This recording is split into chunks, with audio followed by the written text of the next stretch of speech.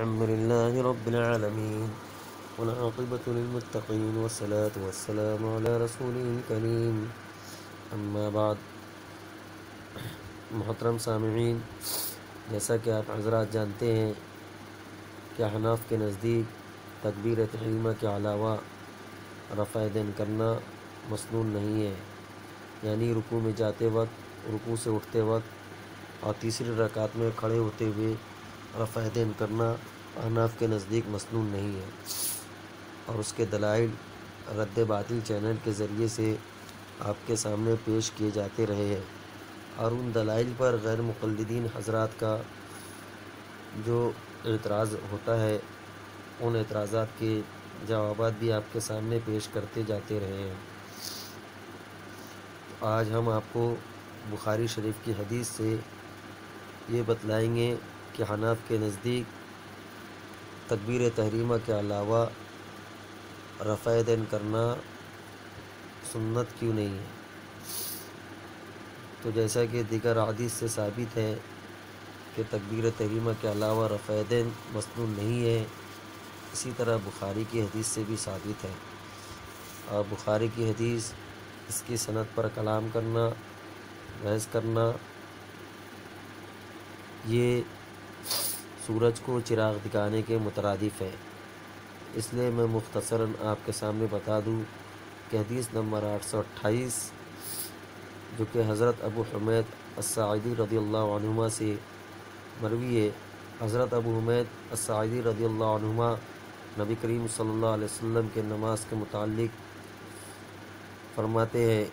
انا کنت احفظکم لصلاۃ رسول اللہ صلی اللہ علیہ وسلم، کہ میں تم سے زیادہ نبی کریم صلی اللہ علیہ وسلم کی نماز کو یاد رکھنے والا ہوں۔ رأیتہ، میں نے آپ کو دیکھا، اذا کبر جعل یدیہ عضو منکبیہ، میں نے آپ صلی اللہ علیہ وسلم کو دیکھا کہ آپ نے جب تکبیر کہی تو اپنے دونوں ہاتھوں کو کاندھوں تک اٹھایا۔ اس کے بعد رکوع کا طریقہ بتلایا گیا، سجدے کا طریقہ بتلایا۔ تو یہاں پر اس پوری روایت کے اندر تکبیر تحریمہ کے علاوہ رفع دین کرنے کا ذکر نہیں ہے، تو اس سے احناف کا موقف ثابت ہوتا ہے کہ تکبیر تحریمہ کے علاوہ رفع دین مسنون نہیں۔ اب دیکھیے، یہ تو بخاری شریف کی حدیث ہوئی، اور حضرت ابو حمید الساعدی رضی اللہ عنہ سے ابو داؤد شریف میں ایک حدیث اور آئی ہے، جس میں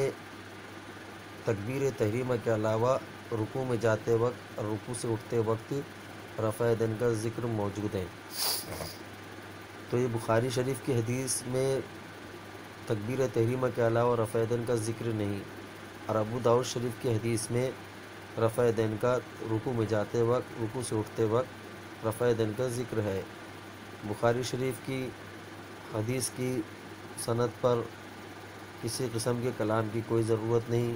کیونکہ غیر مقلدین اس بات کو مانتے ہیں کہ اصح الکتب بعد کتاب اللہ، بخاری شریف سب سے صحیح کتاب ہے اللہ کی کتاب کے بعد۔ تو ابو داؤد شریف کی جو روایت غیر مقلدین کہتے ہیں